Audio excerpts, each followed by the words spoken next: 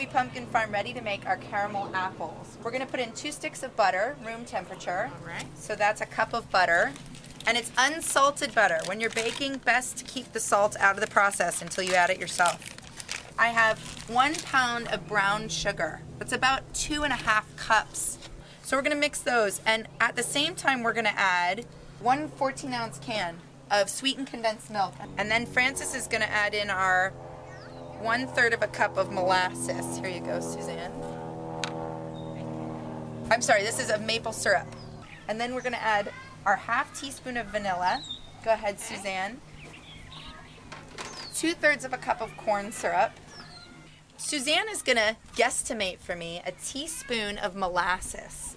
And this adds such a great flavor to the caramel when it's done. And literally a pinch of salt, which is going to work out to about 1/4 of a teaspoon. I'm just going to combine these ingredients and let them slowly melt together. And then this is just for about 12 minutes it's going to take for this to melt down. Well, so this caramel has really started. You can see I haven't taken it to boiling yet. This is when all the ingredients melt together and it just reaches this. It looks like caramel already, but in fact, we have to boil it up a bit, which we're going to do in a minute here. I'm trying to bring it up to 240 degrees, which is just above softball stage.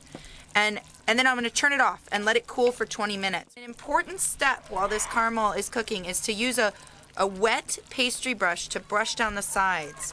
While this pot is cooking, through the magic of TV, we're going to swap in with a caramel pot that's already come to temp. We're using just regular dowels from the hardware store, and also I've got a little example here of a bit off my apple tree. So we're just gonna do some light rolling here right into the caramel that's been finished. That looks really good. Yum. And there we go. Yum, yum, yum. And try and let them drip off, get all the excess off the bottom there before we set it on the pan to chill. We're gonna make a couple little treats today, Halloween treats. One is a Halloween spider, and I have these, they're called blackberry candies. I went to Powell's Candy Store here in Petaluma and got all kinds of treats, and I'm just gonna stick these black candies on that I've cut in half for eyes. And then of course we have licorice whips. It might be nice with a little caramel up in the top. Oh, but pretty shortly you have an 8-legged spider. What do you guys think? Do you want to make some? I think we should give him this.